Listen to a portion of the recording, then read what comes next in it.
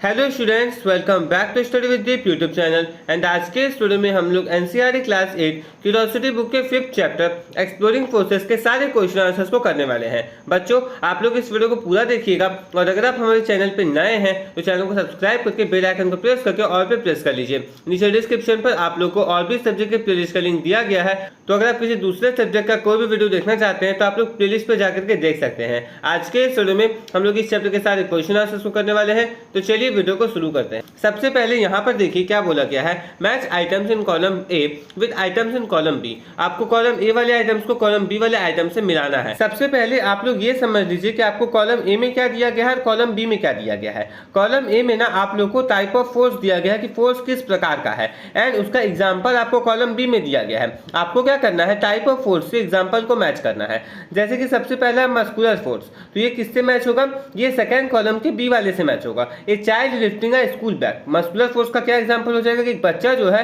वो अपने school bag को उठा रहा है। उसके बाद अगला है मैग्नेटिक फोर्स, तो ये किससे मिलेगा, ये मिलेगा ई वाले से, एक कंपास नीडल पॉइंटिंग नॉर्थ। उसके बाद अगला क्या है, फ्रिक्शनल फोर्स, तो फ्रिक्शनल फोर्स किससे मैच होगा, ए वाले से, एक cricket ball stopping on its own just before touching the boundary line. मतलब कि क्रिकेट बॉल जो है वो क्या कर रहा है, अपने आप रुक जा रहा है बाउंड्री लाइन को छूने से पहले। उसके बाद अगला है ग्रेविटेशनल फोर्स, तो ये किससे मिलेगा, सी वाले से, a fruit falling from a tree, एक पेड़ से जब फल गिरता है तो वो किसकी वजह से गिरता है, ग्रेविटेशनल फोर्स की वजह से गिरता है। एंड लास्ट क्या है, लास्ट है इलेक्ट्रोस्टैटिक फोर्स, तो ये किससे मिलेगा, ये मिलेगा डी वाले से, balloon dropped on woollen cloth attracting hair strands. अब हम लोग नेक्स्ट क्वेश्चन देखते हैं। सेकंड क्वेश्चन है, state whether the following statements are true और फॉल्स। आपको यहाँ पे नीचे में कुछ स्टेटमेंट दिए गए हैं, वो स्टेटमेंट सही है या फिर गलत है, ये आप लोग को बताना है। जैसे कि सबसे पहला है, a force is always required to change the speed of motion of an object. मान लीजिए एक ऑब्जेक्ट जो है वो चल रहा है, तो हम लोग को हमेशा उसका स्पीड चेंज करने के लिए, अगर हम उसका स्पीड चेंज करना चाहते हैं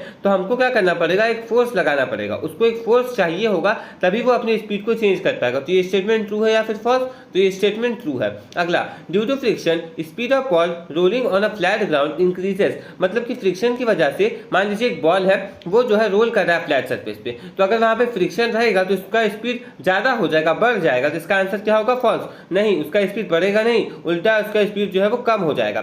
लास्ट है, there is no force between two charge object placed at a small distance apart. यहाँ पे बोला गया है कि दो चार्ज ऑब्जेक्ट अगर है तो और बहुत ही कम डिस्टेंस पे, यानी कि बहुत ही कम दूरी पर अगर रखे गए हैं तो उनके बीच में किसी प्रकार का कोई फोर्स नहीं लगेगा। तो ये स्टेटमेंट भी फॉल्स है, क्योंकि उनके बीच में इलेक्ट्रोस्टैटिक फोर्स लगता है। थर्ड क्वेश्चन है, two balloons rubbed with a woollen cloth are brought near each other, what would happen and why. यहाँ पर बोला गया है कि दो बैलून्स को क्या किया गया है ना, एक ही वूलन क्लॉथ से रब किया गया है और दोनों को पास लाया जा रहा है, तो क्या होगा और क्यों होगा। तो आंसर में हम लोग लिखेंगे, when two balloons are rubbed with a woollen cloth they get the same kind of charge, since like charges repel each other the balloons will push each other away. देखिए, जब दो बैलून्स को हम लोग वूलन क्लॉथ से रब करेंगे तो दोनों में एक ही तरह का चार्ज आ जाएगा, और हम लोग जानते हैं कि जो लाइक चार्जेस होते हैं वो क्या करते हैं, वो एक दूसरे को रिपेल करते हैं, दूर धक्का देते हैं। तो वही यहाँ पर भी होगा, क्या होगा कि जो बैलून्स है वो क्या करेंगे, एक दूसरे को दूर दूर भेजेंगे, दूर दूर भगाने की कोशिश करेंगे। उसके बाद अगला क्वेश्चन है, when you drop a coin in a glass of water it sinks but when you place a bigger wooden block in water it floats, explain. यहाँ पर आपको बोला गया है कि जब आप क्या करते हो, पानी से भरे एक ग्लास में एक सिक्का गिराते हो तब वो डूब जाता है, लेकिन वहीं पे जब उसी पानी में उसी ग्लास वाले पानी में जब एक बड़ा सा आप लकड़ी का टुकड़ा डालते हो तो वो तैरने लगता है। तो ऐसा क्यों होता है, तो आंसर में हम लोग लिखेंगे, a coin sinks in water because it is denser than water and its weight is greater than the upward buoyant force. A wooden block floats because it is less dense than water and the buoyant force balances its weight। यहाँ पर हम लोग को समझ में आ रहा है कि एक सिक्का जो है ना वो पानी में डूब जाता है, क्योंकि वो पानी से ज़्यादा डेंस होता है, एंड उसका जो वेट होता है ना वो ऊपर लग रहे बुओयंट फोर्स से भी ज़्यादा होता है। हम लोग जानते हैं कि पानी अपने आप से क्या करता है, एक बुओयंट फोर्स ऊपर लगाता है, लेकिन जो सिक्का का वेट है वो बुओयंट फोर्स से भी ज़्यादा होता है, इसीलिए वो नीचे की तरफ डूब जाता है। A wooden block floats because it is less dense than water and the buoyant force balances it weight. देखिए, वहीं पे अगर हम लोग ब्लॉक की बात करें तो वुडन ब्लॉक जो है ना वो क्या कर जाता है, फ्लोट कर जाता है, तैरने लगता है, क्योंकि वो पानी से कम डेंस है और जो बुओयंट फोर्स है वो क्या करता है, उसके वेट को बैलेंस कर देता है। पानी जो बुओयंट फोर्स लगा रहा है और उसका जो वेट है, उस वुडन ब्लॉक का जो वेट है वो एक दूसरे को बैलेंस कर देते हैं, जिसके चलते वो क्या करता है, तैरता है। ना ऊपर ज्यादा फोर्स लगा ना नीचे ज्यादा फोर्स लगा, दोनों बैलेंस हो गया तो वो तैरने लगता है। अब अगला क्वेश्चन है, if a ball thrown upwards it slows down, stops momentarily and then falls back to the ground, name the forces acting on the ball and specify their directions. यहाँ पर आप लोग को बोला गया है कि मान लीजिए अगर हम लोग एक बॉल को ऊपर फेंकते हैं तो ऊपर जाते समय वो हल्का धीरे धीरे होते चला जाता है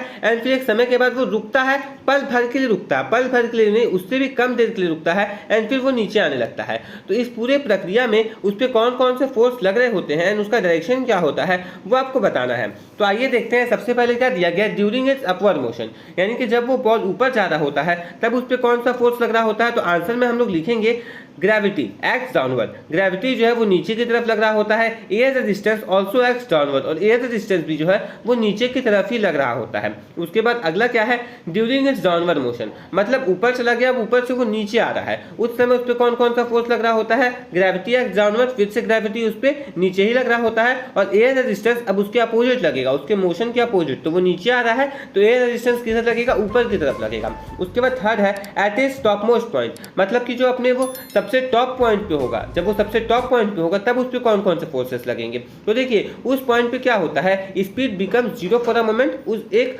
पल के लिए क्या होता है, स्पीड जो होता है वो जीरो हो जाता है। But gravity still pulls the ball downward, लेकिन ग्रेविटी फिर भी क्या करता है, बॉल को नीचे की तरफ खींचते रहता है। Sixth question है, a ball is released from the point P and moves along inclined plane and then along a horizontal surface as shown in figure 5.16। देखिए यहाँ पे आपको फिगर 5.16 में क्या दिखाया गया है कि एक बॉल को पॉइंट P से रिलीज किया गया है, वो एक इंक्लाइन प्लेन में पहले जाता है, उसके बाद हॉरिजॉन्टल सरफेस में जाता है, जैसा कि आप लोग उस फिगर में देख भी पा रहे होंगे।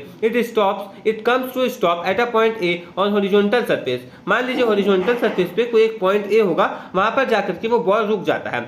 Think of a way so that when the ball is released from the same point P, it stops before the point A, और सेकंड है after crossing the point A। अब आपको क्या करना है ना, एक तरीका बताना है जिससे क्या हो, जब उस बॉल को रिलीज किया जाए तो वो पॉइंट ए से पहले रुक जाए, नहीं तो पॉइंट ए को क्रॉस करने के बाद रुके। दो अलग अलग क्वेश्चंस है, तो आइए इसको करते हैं। सबसे पहले आंसर में हम लोग लिखेंगे to make the ball stop before A, यानी कि पॉइंट ए से पहले उस बॉल को रोकने के लिए क्या करना होगा, increase friction on horizontal surface, put sand, cloth और रफ मटेरियल। इसके लिए हम लोग क्या करेंगे, हॉरिजॉन्टल सरफेस पे ना फ्रिक्शन को बढ़ा देंगे, फ्रिक्शन को इंक्रीज कर देंगे। उससे क्या होगा, क्या क्या कर सकते हैं हम लोग, सैंड डाल सकते हैं, बालू डाल सकते हैं, क्लॉथ यानी कि कपड़ा रख सकते हैं हॉरिजॉन्टल सरफेस पे, या फिर कोई भी रफ मटेरियल अगर हम लोग रख देंगे तो हम लोग देखेंगे कि धीरे धीरे जाते जाते क्या होगा, वो जो बॉल होगा वो रुक जाएगा। और दूसरा हम लोग क्या कर सकते हैं, और add a small upward slope और soft obstacle a little before A, मतलब यहाँ पर क्या बोला गया है कि आप क्या करोगे ना, वो जो स्लोप है उसको और भी थोड़ा सा ऊंचा कर दोगे, और नहीं तो आप क्या कर सकते हो, एक सॉफ्ट ऑब्स्टेकल मतलब छोटा सा कोई ऑब्स्टेकल आप लोग ए से पहले लगा दोगे, जिससे टकरा करके वो ए से पहले ही रुक जाए। और दूसरा क्वेश्चन क्या है कि आपको क्या करना है ना, ऐसा करना है कि वो ए पॉइंट को क्रॉस करने के बाद ही रुके। तो इसके लिए हम लोग क्या करेंगे, इसके लिए हम लोग कर सकते हैं decrease friction on the horizontal surface, make it smooth, polish it और यूज अ स्लिपरी शीट। हम लोग इसके लिए क्या करेंगे, फ्रिक्शन को कम कर देंगे हॉरिजॉन्टल सरफेस पे, और कम करने के लिए हम लोग उसको चिकना बना देंगे, उसको पॉलिश कर देंगे, नहीं तो उस हॉरिजॉन्टल सरफेस पे हम लोग कोई स्लिपरी शीट लग देंगे जो बहुत ज्यादा स्लिपरी होगा। तो उससे क्या होगा, फ्रिक्शन काफी ज्यादा कम हो जाएगा एंड बॉल जो है ए पर ही नहीं रुकेगा, ए को क्रॉस करके कहीं आगे जाकर के रुकेगा। और अगला है और reduce air resistance to remove any obstacle on the path, और हम लोग क्या कर सकते हैं, एयर रेजिस्टेंस को भी कम कर सकते हैं, और अगर कोई ऑब्स्टेकल होगा पाथ पे तो उसको हम लोग हटा देंगे। मान लीजिए उस पूरे पाथ पे कहीं ऑब्स्टेकल होगा जिसके चलते वो ए पर रुक जा रहा है, तो हम लोग क्या करेंगे, उस ऑब्स्टेकल को हटा देंगे, नहीं तो हम लोग क्या करेंगे, एयर रेजिस्टेंस को कम करने की कोशिश करेंगे। अगर एयर रेजिस्टेंस को हम लोग कम कर लेते हैं तो वो बॉल उसी जगह पे नहीं रुक करके कहीं आगे जाकर के रुकेगा। आई होप बच्चों आपको सारी चीजें समझ में आ रही है, मैं आपको एक एक आंसर जो है अच्छे से एक्सप्लेन कर दे रहा हूँ, इसीलिए आप लोग वीडियो को लाइक जरूर कीजिएगा एंड आप लोग जाकर के इसका एक्सप्लेनेशन वीडियो भी देख लीजिएगा। नीचे डिस्क्रिप्शन पर आप लोग को इसके एक्सप्लेनेशन वीडियो का भी लिंक दिया गया है। बच्चों आप लोग ना प्लेलिस्ट सेक्शन पे जरूर जाइएगा, वहां पे आप लोग को हर एक सब्जेक्ट का एक्सप्लेनेशन एंड सॉल्यूशन मिल जाएगा एंड इस चैनल पे आप लोग को हर एक चीज पढ़ाया जाएगा, इसलिए आप लोग चैनल को सब्सक्राइब जरूर कीजिएगा। वीडियो कैसा लगता है नीचे कमेंट बॉक्स में कमेंट करके भी जरूर बताइएगा।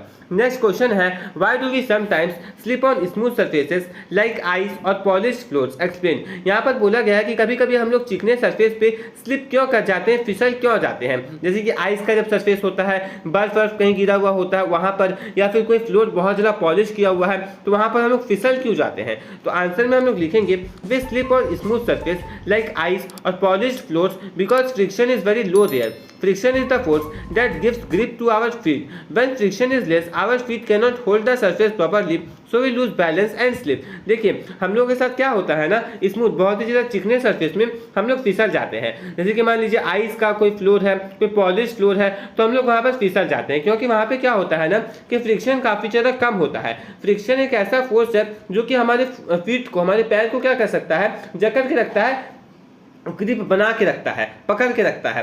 When friction is less, जब फ्रिक्शन कम होता है, our feet cannot hold the surface properly, तो हमारा जो पैर है ना वो कभी भी पूरे अच्छे तरीके से सरफेस को पकड़ नहीं पाता है, उस पर ग्रिप नहीं बना पाता है। So we lose balance and slip, and इसी के चलते क्या होता है, हम अपना बैलेंस जो है वो खो देते हैं एंड स्लिप कर जाते हैं। मतलब क्या हुआ कि जब फ्रिक्शन कम होता है ना तो हमारा फीट जो है, हमारा जो पैर है वो सरफेस पे उतना अच्छा होल्ड नहीं बना पाता है, पकड़ नहीं बना पाता है, जिसके चलते हम लोग बैलेंस खो देते हैं एंड गिर जाते हैं। अगला क्वेश्चन है is any force being applied to an object in a non uniform motion. Answer में लिखेंगे yes, in non uniform motion when speed और direction keeps changing a net force is acting on the object. देखिए question में ये पूछा गया है क्या किसी प्रकार का कोई फोर्स बॉडी पे लगता है जब वो नॉन यूनिफॉर्म मोशन में होता है तब। तो आंसर में हम लोग लिखेंगे हाँ, नॉन यूनिफॉर्म मोशन में, नॉन यूनिफॉर्म मोशन कब क्या होता है, जब स्पीड और डायरेक्शन जो है किसी बॉडी का चेंज होते रहता है, तो उस केस में क्या होता है ना, नेट फोर्स जो है वो बॉडी में हमेशा काम कर रहा होता है। If the speed is changing A force is applied along और अपोजिट द मोशन। अगर स्पीड चेंज हो रहा होता है तो फोर्स जो है ना या तो बॉडी के उसका जो मोशन है, उस बॉडी का जो मोशन है उसी के अलॉन्ग, उसी की तरफ लगाया गया है, जिधर मोशन है उधर ही लगाया गया है, नहीं तो अपोजिट लगाया गया है। अगर उधर ही लगा दिया जाएगा तो क्या होगा, बॉडी का स्पीड और भी ज़्यादा भाग जाएगा, और अगर हम लोग उसके अपोजिट लगाएंगे तो क्या होगा, बॉडी का स्पीड जो आगे जाते जाते धीरे धीरे कम होता चला जाएगा। और अगला पॉइंट है if the direction is changing like in circular motion. और मान लीजिए कभी कभी डायरेक्शन चेंज हो रहा है जैसे कि सर्कुलर मोशन में होता है, तो एक फोर्स जो है ना वो हमेशा सेंटर की तरफ लगता है, सेंटर की तरफ हमेशा जो है फोर्स लगता रहता है। 9th क्वेश्चन है the weight of an object on moon become 1/6 of its weight on earth. What causes this change? Does the mass of the object also become 1/6 of its mass on the earth? यहाँ पर बोला गया है कि क्या होता है ना, किसी भी चीज का जो वेट है ना वो अर्थ के वेट से 1/6 हो जाता है मून पे जाने पे। मतलब यहाँ पर अगर मान लीजिए किसी का वेट 36 है तो मून पे जाने के बाद उसका वेट जो है वो 6 हो जाता है, 6 न्यूटन हो जाता है। तो आखिर ऐसा क्यों होता है, और क्या मास के साथ भी वही होता है? अगर यहाँ पर कोई चीज जो है 36 किलो का है तो क्या वहां पर जाने के बाद, मून पे जाने के बाद वो 36 किलो का रहेगा या फिर 6 किलो का हो जाएगा? तो क्या वहां पर जाने के बाद भी वो 36 किलो की जगह 6 किलो का हो जाता होगा? मास के बारे में बात किया गया है। देखिए वेट और मास में बहुत ज़्यादा डिफरेंस है। पहले तो आप लोग ये समझ लीजिए कि जो वेट है ना उसका जो एसआई यूनिट है वो न्यूटन है। तो मान लीजिए किसी चीज़ का वेट अर्थ पे 36 है तो उसका वेट मून पे जाने के बाद 6 हो जाता है, 1/6 हो जाता है, जैसा कि यहाँ पर कहा गया है। तो वही पूछा गया कि मान लीजिए फॉर एग्जाम्पल, ऐसा नहीं कि अगर उसका वेट 36 तो उसका मास भी 36 होगा, मैं ऐसा बिल्कुल भी नहीं कह रहा हूँ, मैं एग्जाम्पल के लिए बोल रहा हूँ कि मान लीजिए उसका मास भी अगर 36 kg ही है तो क्या मून पे जाने के बाद, अर्थ पे उसका मास कितना है 36 kg, तो क्या मून पे जाने के बाद उसका वहां पर भी मास जो है वो 6 kg हो जाएगा? जैसे वेट 1/6 पार्ट हुआ वैसे ही यहाँ पे जो मास है क्या वो भी 1/6 हो जाएगा? तो यहाँ पर हम लोग आंसर में लिखेंगे the moons gravity is weaker then the earth about 1/6, that is why the weight force of gravity on the body become 1/6 on the moon. देखिए मून का जो ग्रेविटी होता है, गुरुत्वाकर्षण शक्ति होता है, वो अर्थ से कम होता है। और कितना कम होता है? तो जितना अर्थ का है ना उसका 1/6 होता है मून का। इसी के चलते क्या होता है कि जो वेट है, जो फोर्स ऑफ ग्रेविटी है किसी भी बॉडी पे जो लग रहा है वो 1/6 हो जाता है, यानी 1/6 हो जाता है मून के तुलना में, सॉरी अर्थ की तुलना में। मतलब मून पे जाने पर क्या होता है, अर्थ की तुलना में जो वेट होता है वो 1/6 हो जाता है, क्योंकि ग्रेविटी क्या हो गया, ग्रेविटेशनल पावर क्या हो गया, 1/6 हो गया मून का अर्थ की तुलना में। But the mass amount of matter in the object does not change. लेकिन इसके चलते ऐसा बिल्कुल भी नहीं होता है कि किसी भी ऑब्जेक्ट में जो अमाउंट ऑफ मैटर है, यानी कि जो सामान है वो बिल्कुल भी कम नहीं हुआ है, उसमें कोई भी चेंज नहीं आया है। इसीलिए हम लोग देखते हैं it remains the same everywhere in the universe. मतलब कि जो मास है वो आप यूनिवर्स में कहीं भी चले जाओगे ना तो मास बिल्कुल भी चेंज नहीं होगा। भले वेट चेंज हो जाता है क्योंकि वेट जो है वो ग्रेविटी पे डिपेंड कर रहा है, ग्रेविटी चेंज होगा तो वेट चेंज हो जाएगा, लेकिन मास जो है वो अमाउंट ऑफ मैटर है, उस पर सामान जो है वो कभी कम नहीं हो रहा है। और जब सामान कम नहीं हो रहा है उस पर जो जिस चीजों से मिलकर के वो बना हुआ है, जब वो कम नहीं हो रहा है तो मास कभी भी चेंज नहीं होता है। आप कहीं भी चले जाओ, जैसा कि यहाँ पर कहा गया है, कहीं भी आप यूनिवर्स में चले जाओ कोई चेंज आपको देखने को नहीं मिलेगा। अब लास्ट क्वेश्चन है 10th question. 3 objects 1, 2 and 3 of same size and shape but made of different materials are placed in water. They dip to different depths as shown in figure 5.17. If the weights of 3 objects 1, 2, 3 are W1, W2 and W3 respectively, then यहाँ पर आपको बोला गया है कि यहाँ पे आपको 3 ऑब्जेक्ट्स दिखाया गया है, पहला है 1, दूसरा है 2 और तीसरा है 3। तीनों का जो साइज है वो सेम है और जो शेप है ना वो भी सेम है, लगभग शेप भी सेम है और साइज भी सेम है, लेकिन वो अलग अलग मटेरियल से बने हुए हैं और उन्हें पानी में रख दिया गया है। तो क्या हुआ है, पानी में रखने के बाद वो अलग अलग डेप्थ से डूबे हैं, मतलब कोई ज़्यादा डूबा है, कोई उससे कम डूबा और कोई सबसे कम डूबा है, जैसे कि आप फिगर 5.17 में देख भी पा रहे हैं। तो आपको यहाँ पर बोला गया है कि अगर तीनों ऑब्जेक्ट का जो वेट है वो ऐसा बताया गया कि पहले वाले का वेट W1 है, दूसरे वाले का वेट W2 है और तीसरे वाले का वेट W3 है, तो तीनों के बीच में कैसा रिलेशन होगा वो आप लोग यहाँ पे बताना है। तो इसका आंसर क्या हो जाएगा, इसका आंसर हो जाएगा ऑप्शन नंबर 2। अब ऐसा क्यों हुआ वो समझिए। हम लोग यहाँ पर देख रहे हैं कि हर एक चीज़ यानी तीनों का तीनों जो ऑब्जेक्ट है वो सेम साइज का है, सेम शेप का है, लेकिन अलग अलग मटेरियल से बना हुआ है। हम लोग को यहाँ पर एक चीज़ समझ में आ रहा है कि जो चीज़ जितना ज़्यादा डूबा हुआ है ना वो उतना ज़्यादा भारी होगा। और यहाँ पर साफ समझ में आ रहा है कि अगर जो जितना ज़्यादा भारी होगा उसका वेट उतना ज़्यादा होगा। तो इसी से समझ में आ रहा है कि 1 वाला जो है सबसे ज़्यादा डूबा हुआ, फिर 2 वाला उससे कम एंड 3 वाला सबसे कम। तो उसी हिसाब से हम लोग देखेंगे कि जो वेट 1 का होगा वो ज़्यादा होगा वेट 2 की तुलना में, एंड जो वेट 2 का होगा वो वेट 3 से ज़्यादा होगा। तो उसी हिसाब से ऑप्शन नंबर 2 यहाँ पर सही हो जाएगा। तो बच्चों इसी के साथ यहाँ पे आपको बुक एक्सरसाइज में जितने भी सारे क्वेश्चन दिए गए थे वो मैंने आपको करवा दिए। आई होप आपको ये वीडियो अच्छा लगा होगा। अगर आपको ये वीडियो अच्छा लगा ना तो इस वीडियो को लाइक कर दीजिए, और अगर आप हमारे चैनल पर नए हैं तो चैनल को सब्सक्राइब करके बेल आइकन को प्रेस करके ऑल पे प्रेस कर लीजिए। इस चैनल पे आप लोगों को क्लास 8 का सारा कंटेंट पढ़ाया जाएगा। और हाँ, अगर आप किसी दूसरे सब्जेक्ट का वीडियो देखना चाहते हैं तो आप लोग चैनल के प्लेलिस्ट सेक्शन में जा सकते हैं। नीचे डिस्क्रिप्शन पर आप लोग को हर एक सब्जेक्ट का प्लेलिस्ट का लिंक दिया गया है। उन प्लेलिस्ट में आप देखोगे तो आपको एक्सप्लेनेशन वीडियो भी मिल जाएगा एंड सॉल्यूशन वीडियो भी मिल जाएगा। इसीलिए आप लोग प्लेलिस्ट पे जरूर जाइएगा। इस वीडियो को अपने फ्रेंड्स के साथ, अपने क्लासमेट्स के साथ अधिक से अधिक शेयर कीजिएगा। आपको ये वीडियो कैसा लगा नीचे कमेंट बॉक्स में कमेंट करके जरूर बताइएगा। मिलते हैं नेक्स्ट वीडियो में। Thanks for watching. जय हिंद, जय भारत।